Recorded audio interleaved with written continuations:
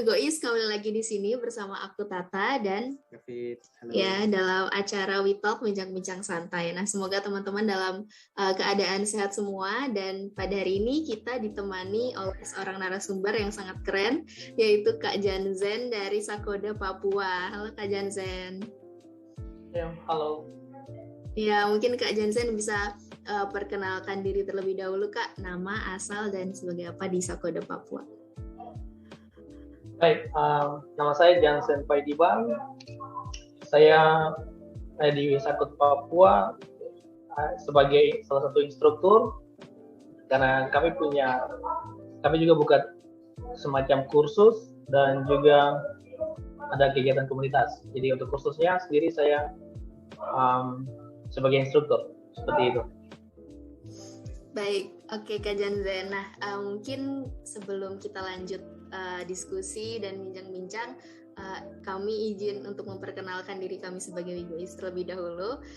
Jadi kalau misalkan Kak Jansen belum tahu, Wigois itu adalah sebuah komunitas yang dilatar belakangi oleh isu rasisme dan juga kurangnya apresiasi karya untuk anak muda di Indonesia Timur, sehingga komunitas Wigois ini ingin hadir sebagai komunitas anak muda dari Indonesia Timur yang unggul, kreatif, dan kolaboratif.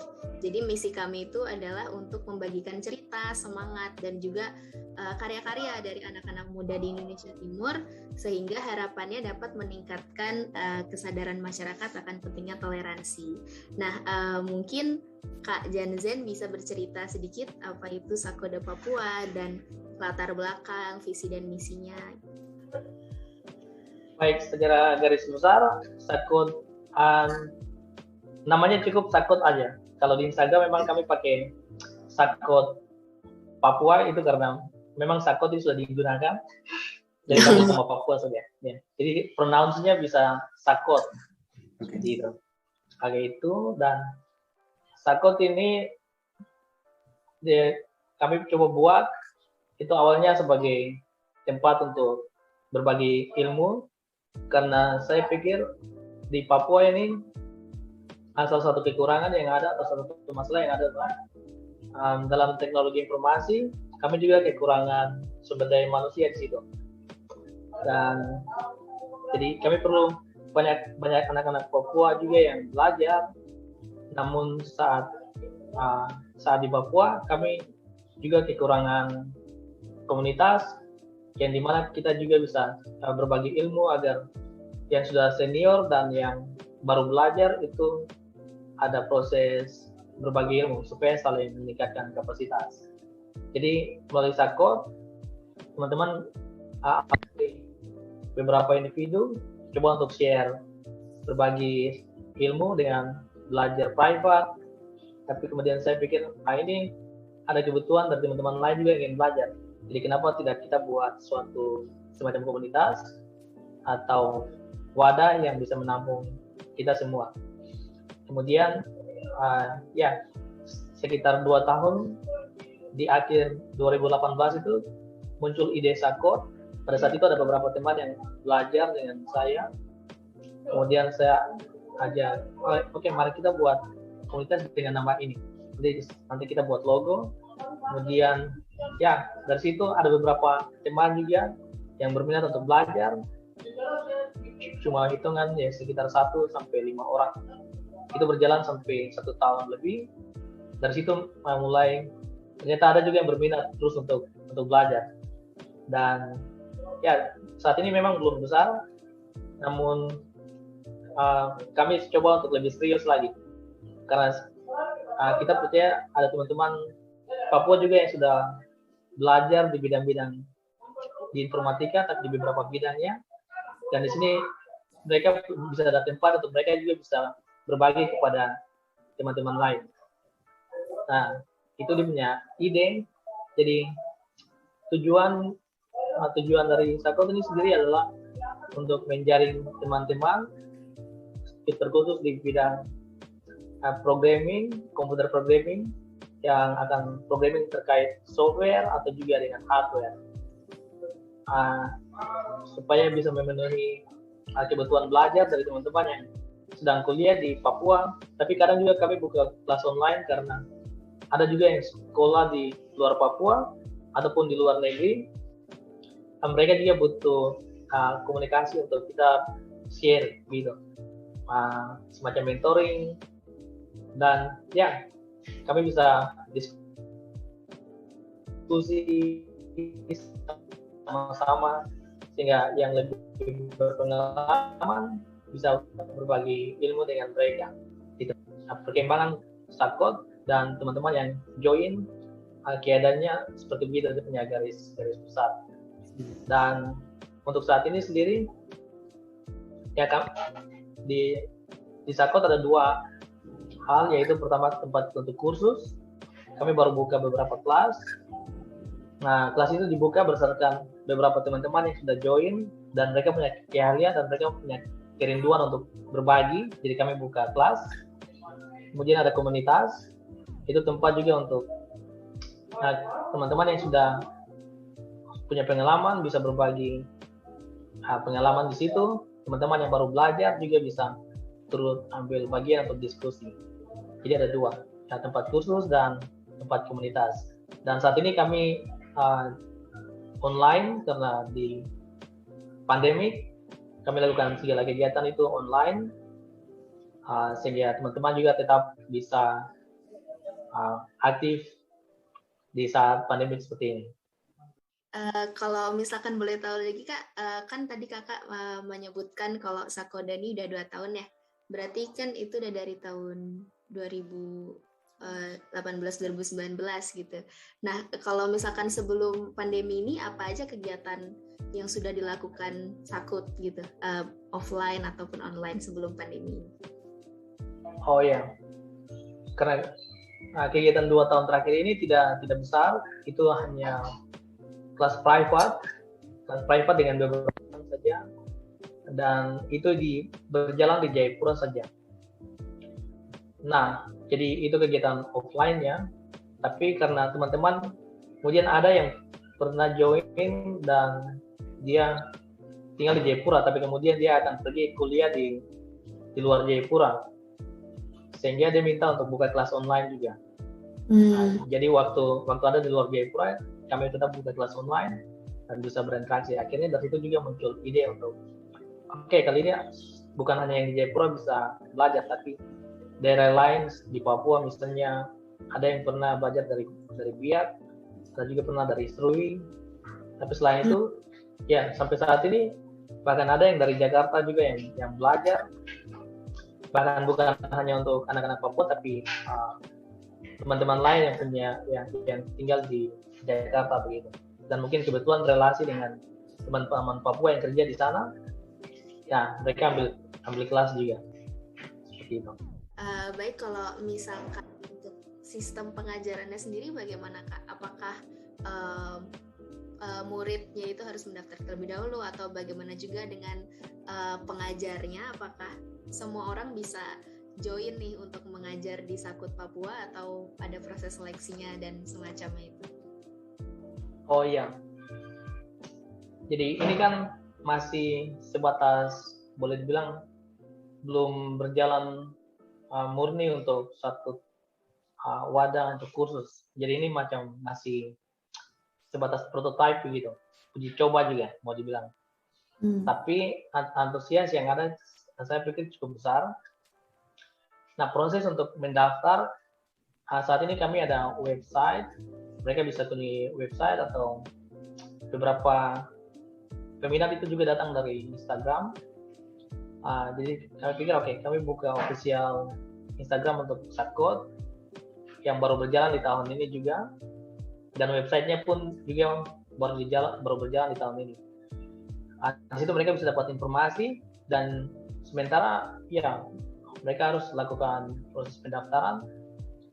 Lalu peminatnya juga tidak masif atau tidak besar, tapi setiap bulan itu ada kelas baru yang kami jalankan sesuai dengan kelas atau kebutuhan pengajar juga yang ada. Untuk pengajarnya sendiri saat ini ya baru ada sekitar 3 orang, dan itu pun masih dalam proses persiapan atau proses penyesuaian. karena mau dibilang tempat kursus seperti bahasa Inggris atau kursus-kursus musik dan lain itu mungkin sudah banyak di Papua, tapi terkhusus untuk kursus programming kalau di skala nasional memang sudah cukup banyak, tapi untuk di skala daerah seperti di Papua itu mungkin bisa dibilang Sakot ini salah satu yang paling awal. Ini juga masih penyesuaian.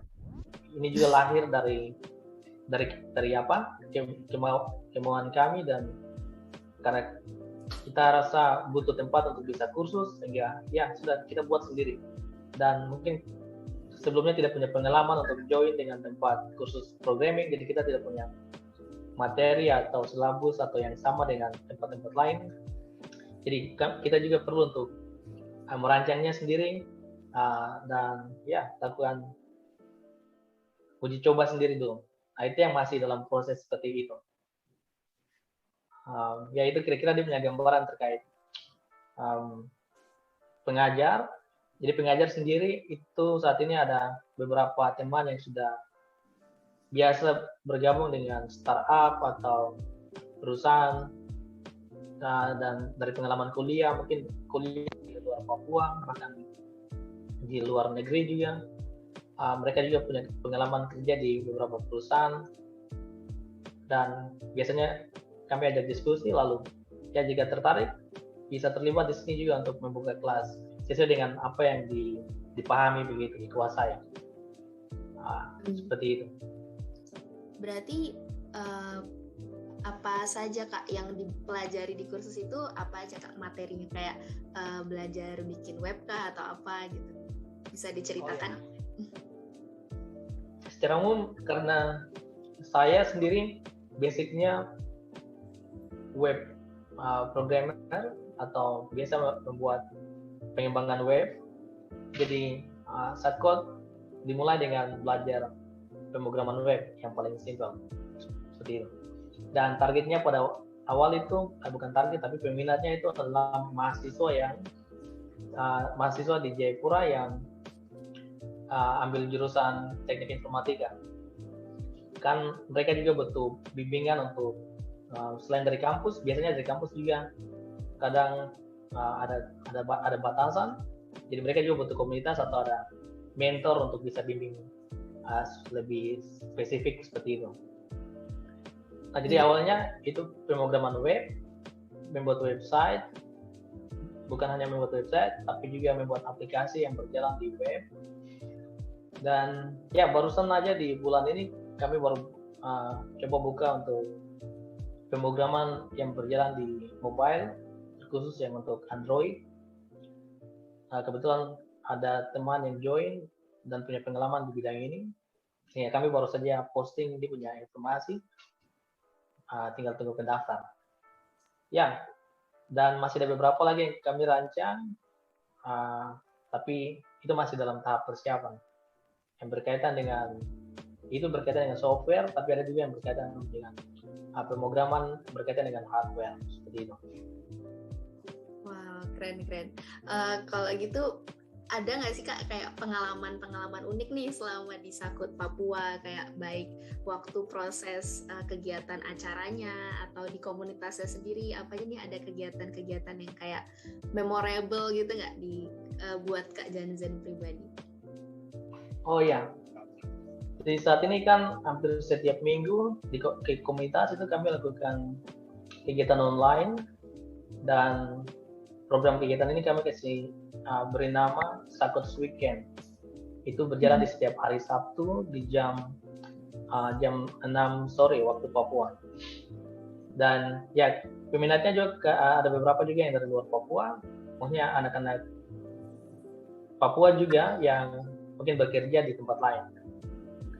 Dan juga teman-teman yang selain anak-anak Papua, tapi teman-teman lain yang juga punya relasi dengan kita. Itu biasa kami undang untuk mereka juga senang untuk terlibat.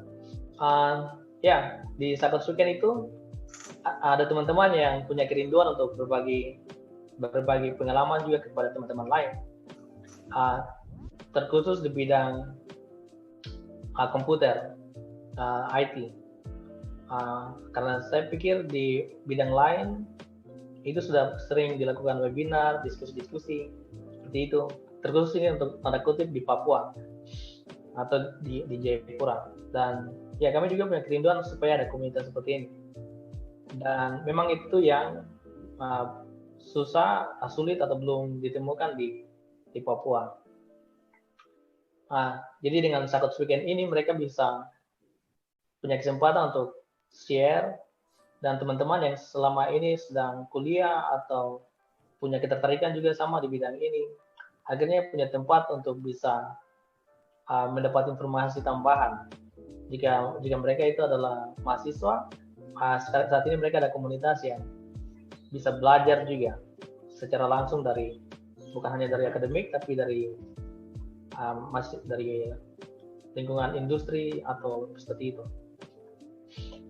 Ya, jadi itu salah satu yang cukup berkesan karena kami bisa lakukan kegiatan ini rutin setiap minggu, dan hampir setiap minggu itu yang menjadi pemateri itu berbeda-beda, dan itu adalah anggota komunitas itu sendiri. Jadi kami berikan kesempatan kepada setiap anggota untuk bisa ambil bagian, untuk share, berbagi apa yang, jadi tidak harus yang benar-benar sudah dikuasai, tapi apa saja yang baru dipelajari, tapi ingin dia bagikan kepada teman-teman lain. Itu saya pikir yang cukup berkesan karena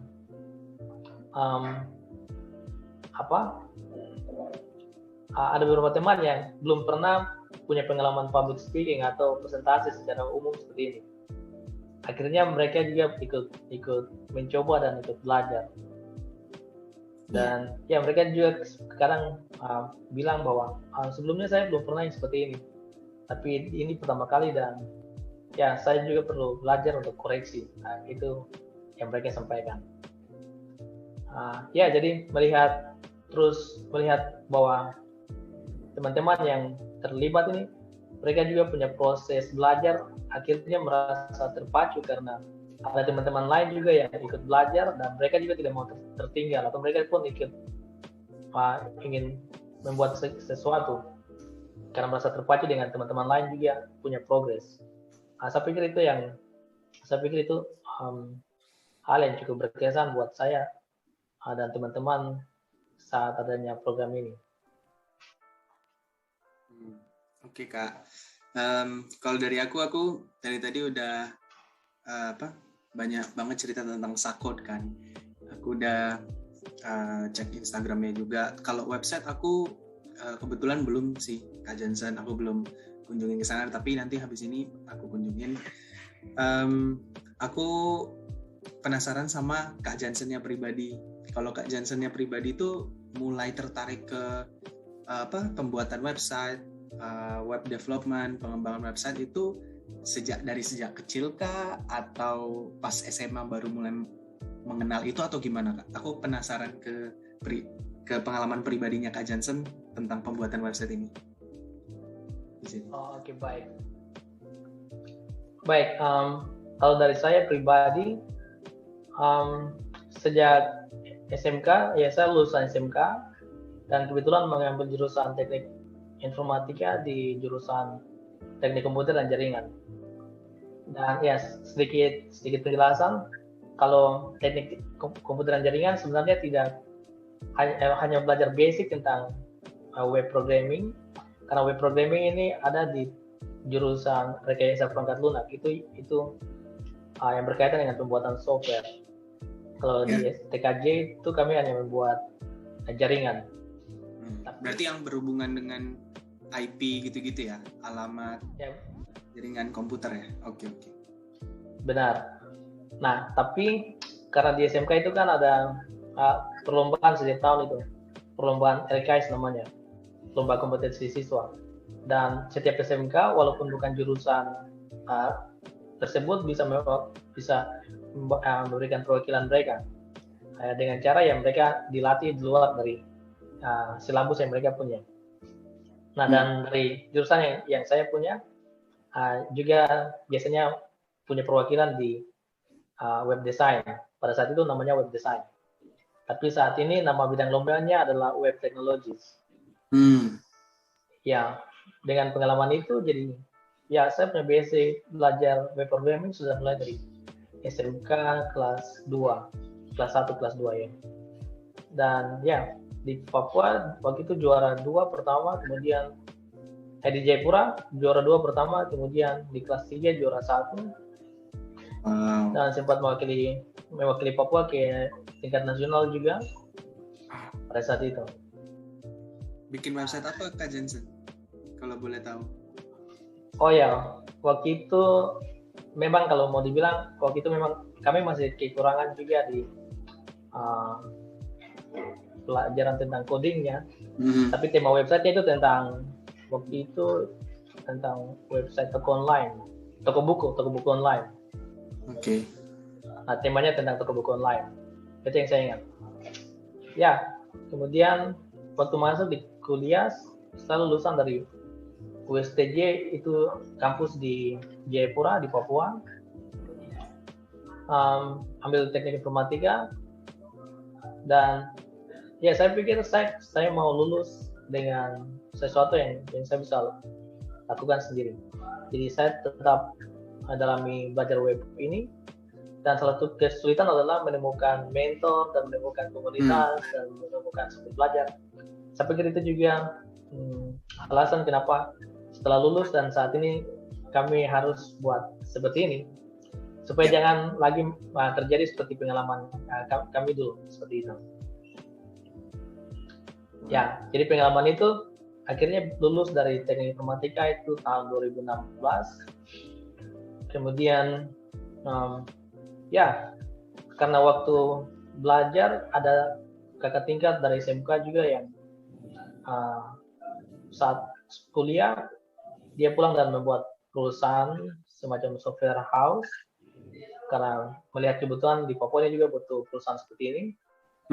Jadi kami berdua yang coba kerjakan proyek ya kecil-kecilan, proyek sampingan begitu. Tapi dari situlah, dari proyek-proyek itu yang memacu saya untuk terus belajar, untuk bisa menghasilkan website yang lebih baik, lebih bagus, dan yang memenuhi standar seperti itu. Tapi itu semua belajar secara autodidak, dan ya kadang pergi ke toko buku untuk beli buku, tapi kebanyakan sumber informasi itu dapatnya dari YouTube, dari internet. Nah, ya, jadi memang yang pengalaman itu membuat saya pikir proses belajarnya juga cukup lama dibanding jika kita punya komunitas dan punya mentor, itu akan lebih cepat. Jadi saya pikir oke. Dan saat ini yang masih tetap konsisten di sini karena melihat ada bagian yang kosong yang menurut saya harus saya juga kerjakan, sehingga teman-teman di Papua ini juga bisa punya solusi dalam dunia teknologi informasi ini. Ya, dan saat ini kami ada konsisten juga menjalankan perusahaan ya kecil-kecilan begitu, yang penting bisa mengerjakan proyek-proyek yang diberikan. Dan saat ini saya juga melihat bahwa saat ini sudah mulai ada kebutuhan tentang sumber daya manusianya. Jadi saat kami kerjakan proyek, tapi kami kan juga butuh tim. Secara saya pribadi pun demikian. Nah, jika dengan membangun komunitas, maka perusahaan yang kami jalankan ini akan dengan mudah bisa menseleksi potensi yang ada.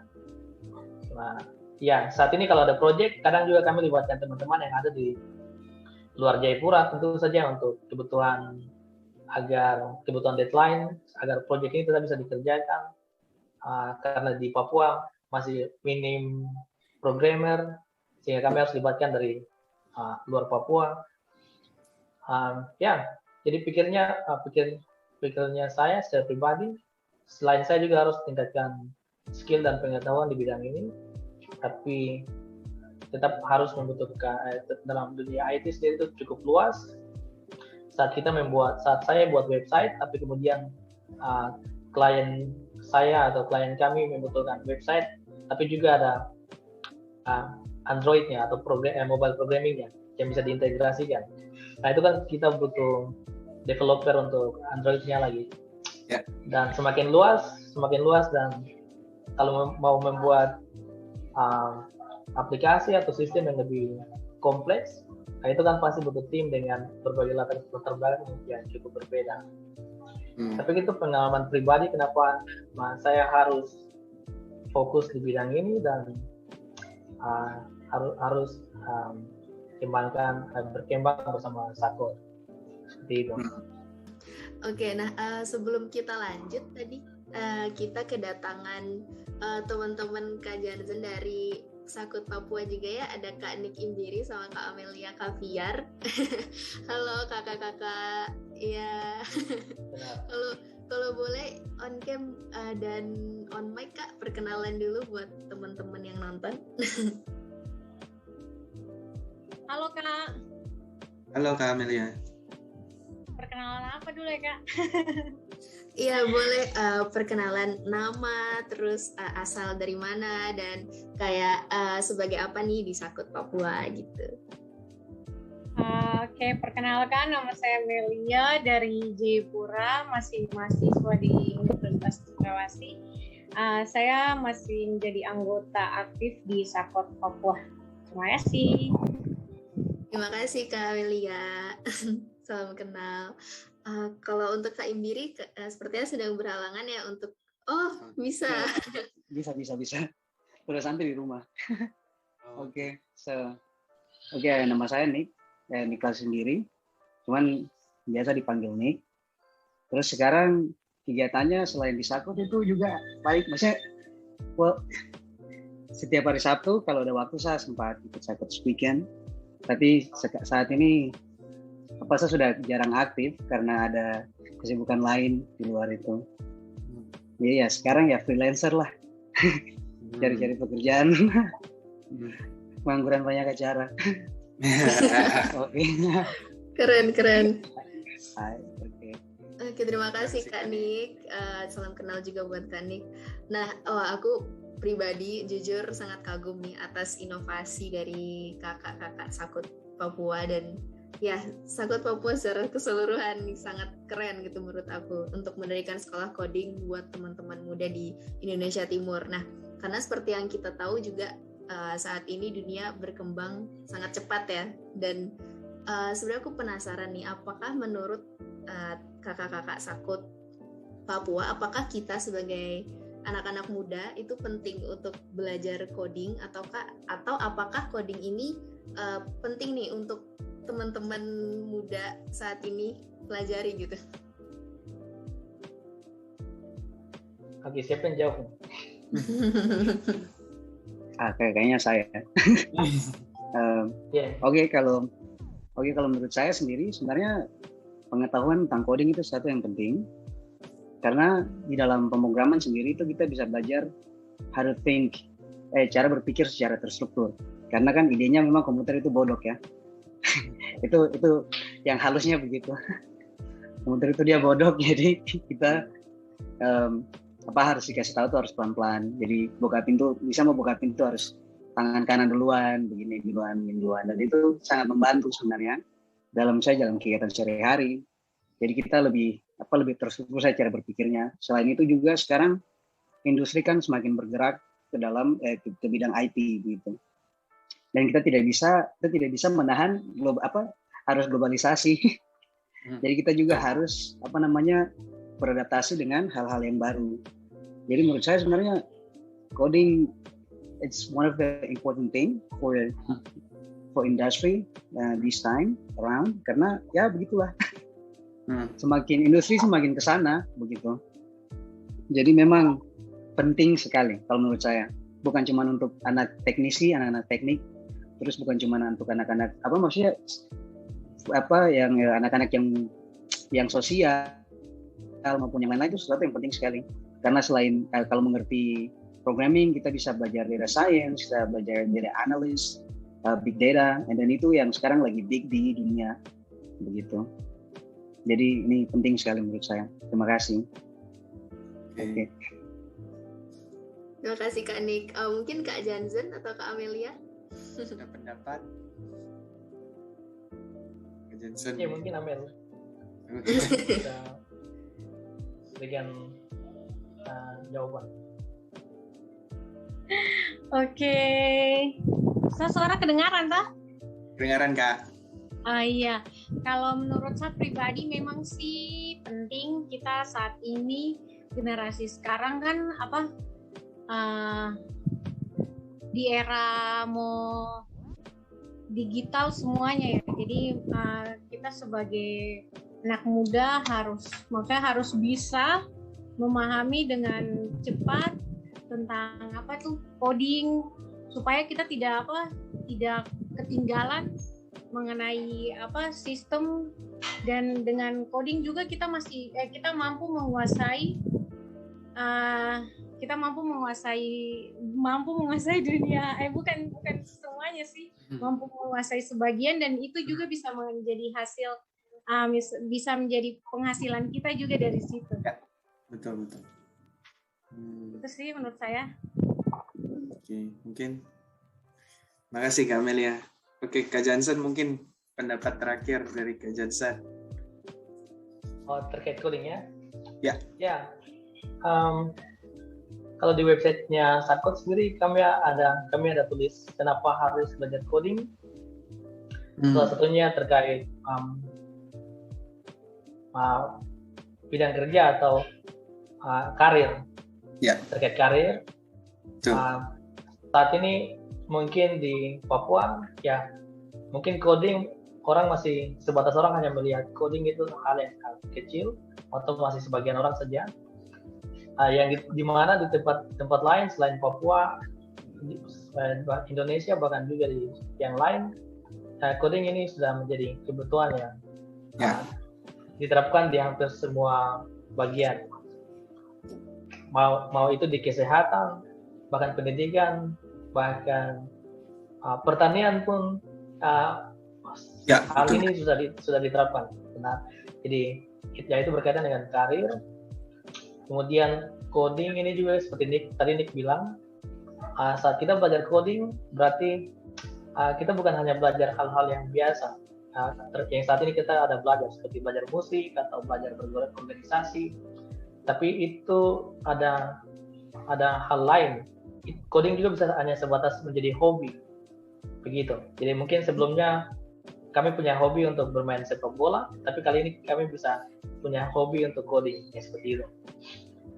Ya, selain karir itu bisa menjadi hobi tambahan, dan ya dengan coding kita bisa menyelesaikan masalah-masalah yang sebenarnya ada di lingkungan kita.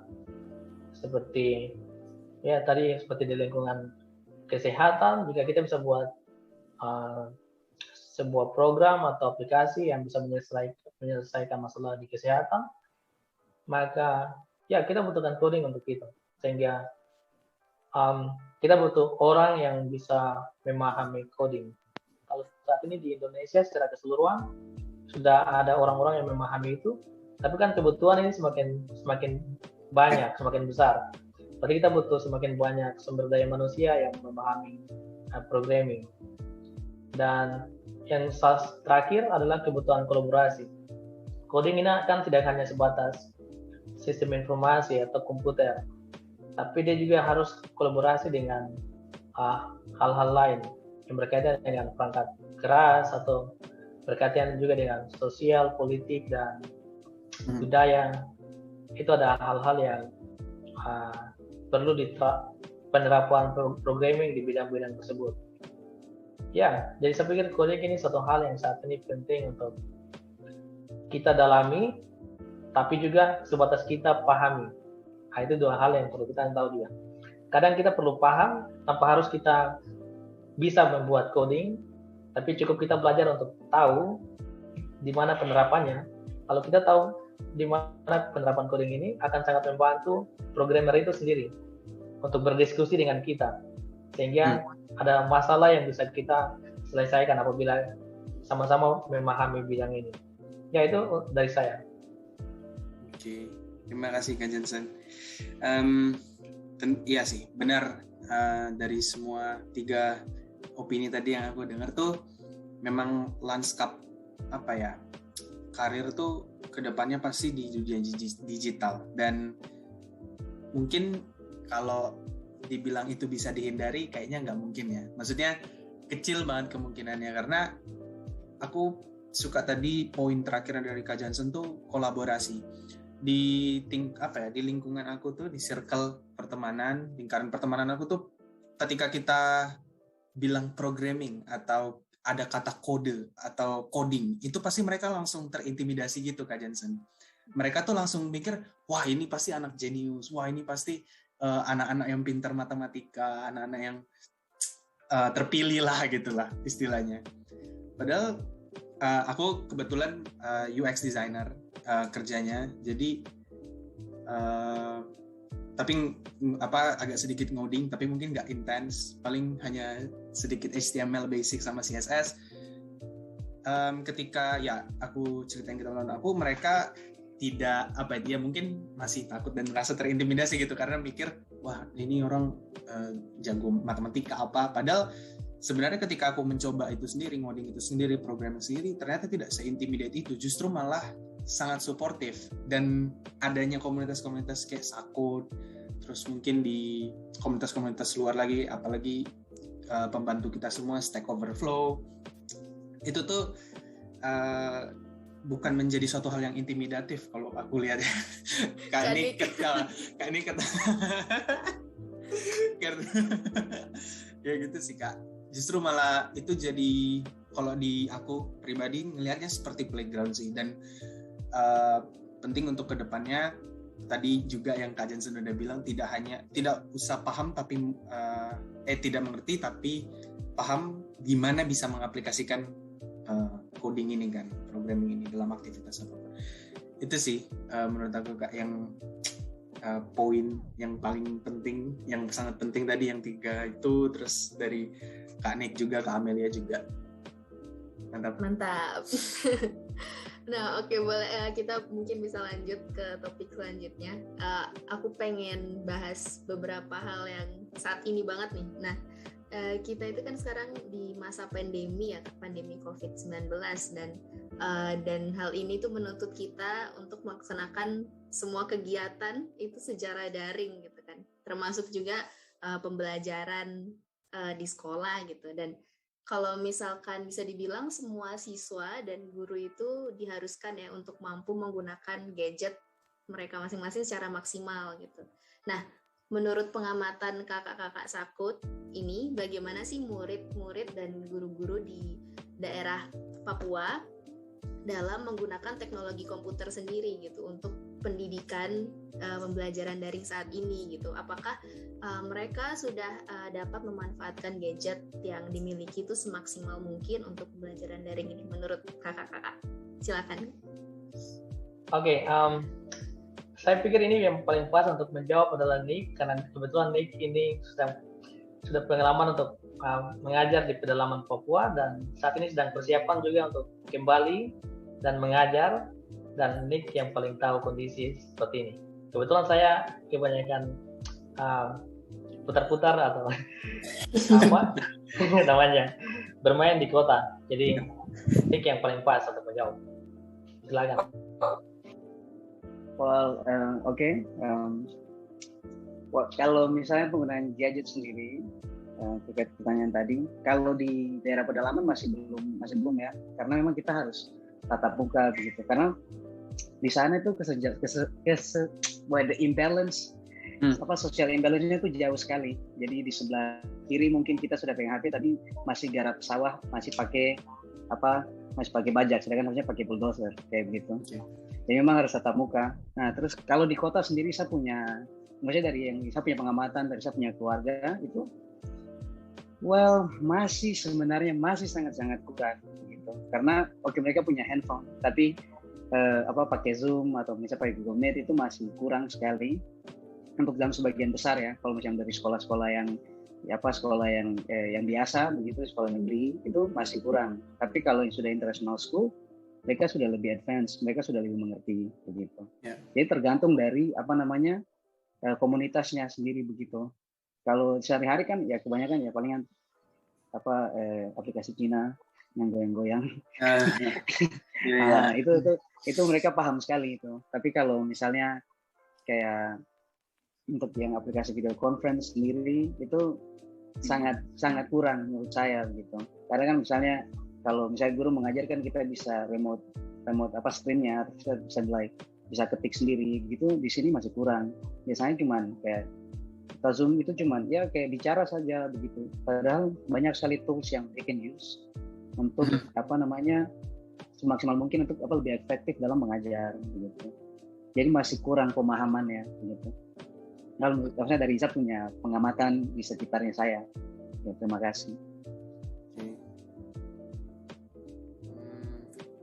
Ya sih, berarti lebih ke ini ya Kak, lebih ke penggunaan tools yang masih kurang ya, kayak aplikasi misalnya yang sebenarnya bisa dipakai untuk pembelajaran, malah ngertinya ke aplikasi yang Cina itu ya, yang goyang-goyang. Mereka lebih nyaman untuk menggunakan ya, itu, lebih paham. Ya, lebih paham. Oke.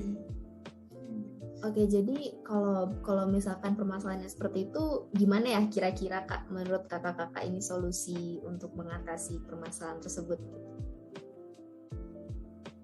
Oke, Apa yang coba saya jawab. Oke, baik ya. Ya, nah oleh karena permasalahan itu, Sakot, kami pikir kami mencoba juga hadir untuk jadi solusi di bagian kecil menurut saya. Sebenarnya ini cukup hal yang serius untuk dalam skala yang besar. Setidaknya dengan kita membangun komunitas ini, teman-teman sendiri yang tergabung dalam komunitas ini bisa menerapkan atau terbiasa juga, karena bukan hanya orang coding atau orang informatika itu sendiri yang boleh dibilang ya anak-anak yang sekolah di teknik informatika itu pun sendiri perlu dibiasakan juga dengan banyak tools seperti tadi Nick bilang. Mungkin mereka hanya ikuti yang apa diberikan oleh kampus untuk misalnya menggunakan Zoom saja. Tapi kan selain Zoom itu ada banyak, bukan hanya Zoom aja. Dan ya saat di komunitas kami menggunakan Google Meet, dan ya di situ ada beberapa orang justru baru pertama kali gunakan walaupun mereka punya basic sekolah di dunia komputer seperti itu. Jadi saya pikir itu punya gambaran sehingga kami di Sakot juga bisa ada untuk melakukan kegiatan ini via online conference atau online meeting, untuk terutama kami sendiri kasih kuat kami punya kapasitas di tidak minimal penggunaan tools ini. Kemudian ada ide-ide yang akan muncul, misalnya ide terkait bagaimana jika kami pergi ke universitas untuk literasi digital atau untuk ke sekolah-sekolah untuk literasi digital. Setidaknya dari apa yang kami kuasai ini, kami bisa menyumbang atau turut membantu untuk penggunaan tools atau alat-alat untuk bisa berinteraksi secara online. Dan ya, saya pikir Sakot sudah punya ide itu untuk turut berpartisipasi dalam digital literasi, mungkin seperti itu. Itu baru mungkin salah satu contoh yang ada di Sakot. Tapi mungkin diharapkan juga teman-teman ini yang hadir di Sakot ini, mereka juga membangun komunitas mereka masing-masing, kembali ke komunitas mereka. Mungkin ada yang dari komunitas pemuda atau yang lain-lain. Hal yang mereka pelajari di sini mereka juga bisa terapkan di tempat mereka. Dan di keluarga mereka paling dekat. Keluarga mereka mungkin adik-adik mereka atau kakak-kakak mereka atau orang tua mereka yang saat ini juga bekerja di instansi pemerintahan, juga mereka bisa share, mereka punya pengetahuan yang mereka dapat di Sakot. Itu jaringan paling kecilnya. Tapi paling luasnya itu akan terus berkembang ke tempat lain. Tapi permasalahannya seperti tadi Nick bilang, kami yang di kota pun masih cukup belum familiar dengan tools ini, kecuali hal sosial media dan seperti itu. Itu kan hal yang memang kebanyakan orang gunakan. Tapi berkaitan dengan produktivitas kerja seperti itu kan, itu berkaitan dengan penggunaan Zoom atau penggunaan aplikasi lain seperti email atau ya apalagi dalam dunia programming itu kan ada banyak sekali lagi yang akan kita harus kuasai. Contoh macam saya tertarik seperti tadi sedang mendalami UI UX, dan kebetulan saya sedang ambil bootcamp UI UX juga. Ini yang kurang menurut saya tahu programming, tapi kami juga butuh orang analisa sehingga supaya lebih optimal. Dan saya lihat juga seperti begitu. Kalau kami bisa coding, bisa ini tapi tanpa analisa atau prototype yang bagus, ya mungkin programming atau program yang kita bangun itu tidak akan maksimal. Nah, ini hal-hal tentang yang berkaitan juga dengan digital literasi, bahwa ya segala hal akan berkaitan. Mereka belajar programming di kita, tapi misalnya kami menggunakan, makanya kami pilih tidak pakai Zoom karena kebanyakan orang sudah pakai Zoom. Kami pilih pakai Google Meet. Nah, ya supaya teman-teman terbiasa dengan tools yang berbeda. Itu tujuan lainnya. Supaya kita familiar dengan tools yang berbeda. Ya, itu jawaban dari saya untuk solusinya. Mungkin teman-teman mau tambah. Ya sih. Pinpoint sebenarnya yang aku suka banget tuh kenapa ada komunitas kayak Sakut gini, komunitas coding-coding itu lebih menekankan ke kolaborasinya sebenarnya Kak Jansen. Karena yang tadi kayak Kak Jansen bilang, kalau misalnya kita di sekolah atau kita di kampus atau apa, banyak limitasi kan. Mungkin ketika kita masuk di kampus itu apa yang diberikan di kurikulum itu aja yang kita terima. Tapi terkadang ada mutiara-mutiara ya, ada emas-emas lain di komunitas-komunitas kayak Sakut ini yang kita juga kalau kita masuk ke dalamnya, kita bisa ngambil banyak kok. Kita bisa belajar lebih banyak mungkin bisa jadi ketimbang kita materi yang diberikan di kampus itu. Berarti Kak Jansen ngambil bootcamp UI UX di mana ya kalau boleh tahu? Oh ya, kebetulan dibimbing. Oke. Tapi minta maaf karena ada kendala, saya juga kurang aktif di kelas. Udah berapa lama Kak Jansen? Sebenarnya saya ikut yang batch kedua, tapi karena waktu di Papua itu ada kendala internet, ada kabel putus, jadi saya sehingga saya baru bisa ikut yang batch 4 kalau tidak salah, batch 4 sekarang. Dan saat ini sedang masuk pertemuan ke-17. Tapi saya sudah minta izin ke mereka bahwa saya tidak akan maksimal untuk ikut kelas ini dan saya tidak kejar sertifikatnya juga.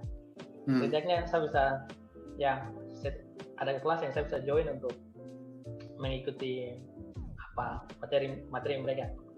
Ya sebenarnya ada alasan. Oke, gimana? Alasannya itu seperti ini. Karena saya ini lahir dan besar di Papua dan kuliah juga di Papua dan bekerja juga masih di Papua, dan mungkin pernah pergi ke Jakarta tapi dalam waktu singkat cuma 1-2 minggu. Pernah pergi ke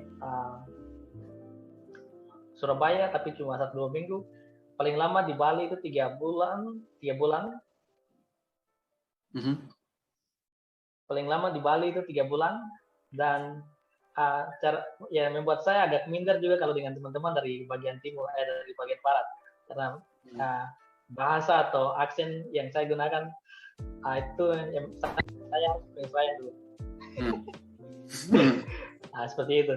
Oke, kan. Tapi kalau teman-teman yang sudah terbiasa, itu biasa kuliah di kampus-kampus di Indonesia Barat itu atau di Indonesia Tengah itu biasanya bisa menyelesaikan sih. Cuma saya perlu penyesuaian seperti itu. Terus saya pikir salah satu kendala.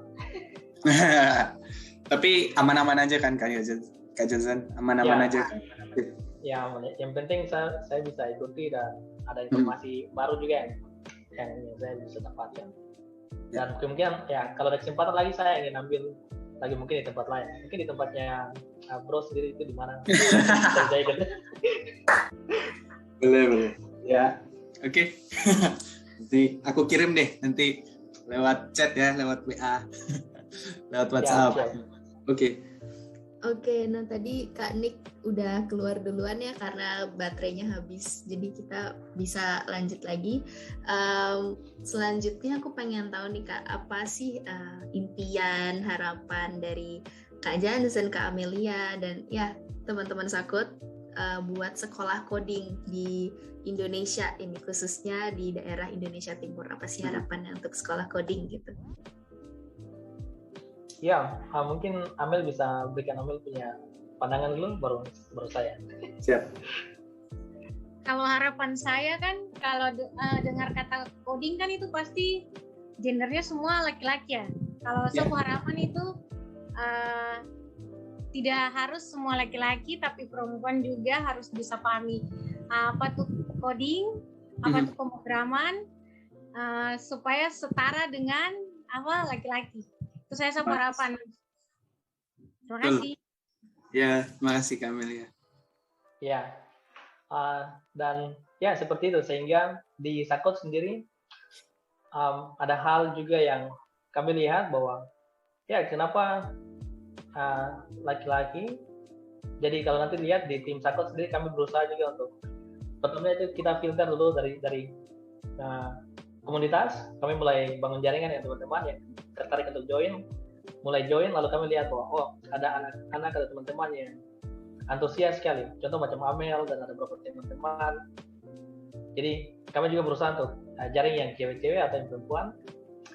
Tapi laki-lakinya, karena awalnya Sakot sendiri itu didominasi oleh laki-laki, saya pikir oke, untuk di timnya kami batasi sekian.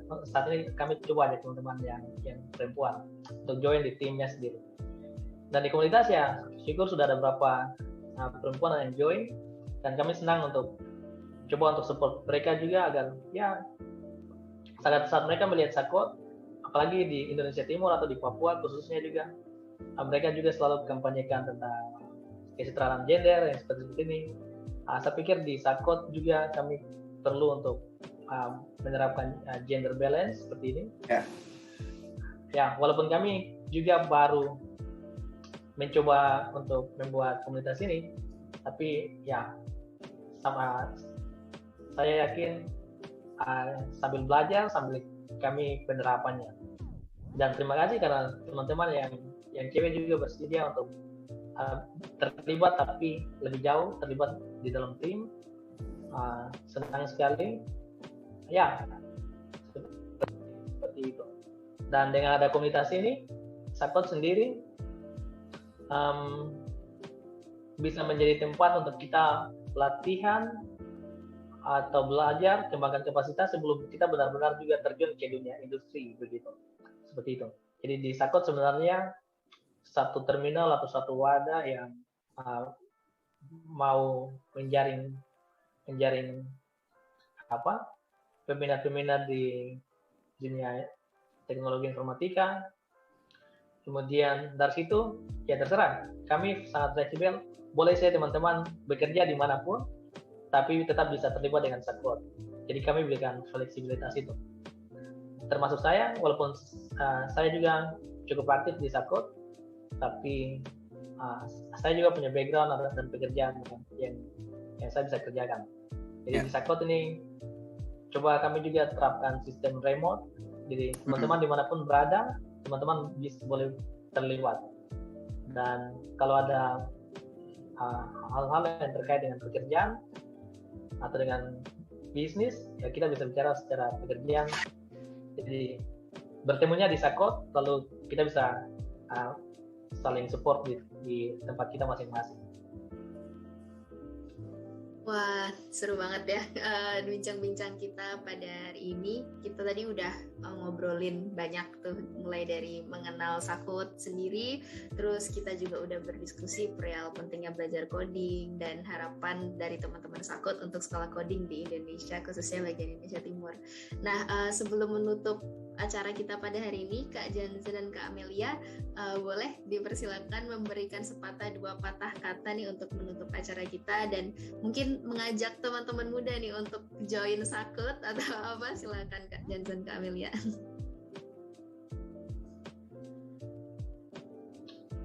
Ya, silakan Amel duluan. Oh, aku duluan ya, Kak. Apa ya, sepatah dua kata, ngomong apa ya? Gugup depan orang hebat, Kak. Saya cuma mau bilang, mari sama-sama untuk bagaimana lebih semangat lagi dalam ingin mencari tahu dalam dunia teknologi dan bagaimana untuk bisa memahami, mengikuti trending yang sekarang dengan tepat untuk mampu menguasai dan mampu bisa menjadi SDM yang unggul di bagian Indonesia Timur. Itu saja sih, terima kasih. Mantap, makasih Kak Amelia. Boleh Kak Johnson. Oke, kalau dari saya, ya untuk teman-teman sendiri khususnya di Papua atau di bagian Indonesia Timur, semoga Sakot ini menjadi tempat atau salah satu komunitas yang turut memberi sumbangsi dalam hal literasi digital. Dan ya saya pikir kami hanya bagian kecil yang bagian kecil ini kemudian akan ada teman-teman lain, itu bagian kecil lain yang kalau kami kumpulkan sama-sama akan bisa saling support, akan membangun kekuatan yang besar, sehingga kami pun dapat turut sama-sama saling menopang, dan juga menunjukkan bahwa di bidang-bidang yang menurut pendapat persepsi beberapa orang bahwa kami tidak mampu di bagian itu, terkhusus di bidang programming, mungkin beberapa orang mungkin atau beberapa kalangan menganggap kami belum mampu, tapi di sini juga di Sakot kami coba untuk tunjukkan bahwa kami sedang berusaha dan belajar dan juga mau bersaing begitu, sehingga ya kami juga dilihat setara, sama, dan tidak dianggap tertinggal seperti itu. Sebenarnya kami bukan tertinggal, tapi kami juga perlu diberi kesempatan untuk berkarya atau menunjukkan apa bakat atau kemampuan dengan caranya kami begitu. Karena masing-masing pribadi atau masing-masing orang punya latar belakang dan budaya, dan apalagi kalau di Indonesia secara keseluruhan itu kan terdiri dari banyak budaya dan cara pandang, sehingga kami kalau dari Indonesia Timur, terkhusus dari Papua, inilah yang bisa kami sumbang untuk kami punya kawasan, sehingga orang-orang dari tempat lain, bukan hanya dari Indonesia, tapi juga dari tempat lain dapat melihat kami seperti apa saat ini. Seperti itu. Iya, baik. Oke, pertama-tama kami mau berterima kasih sekali untuk Sakot Papua dan teman-teman Kak Johnson, Kak Amelia yang telah meluangkan waktunya untuk berbincang-bincang bersama kami pada hari ini.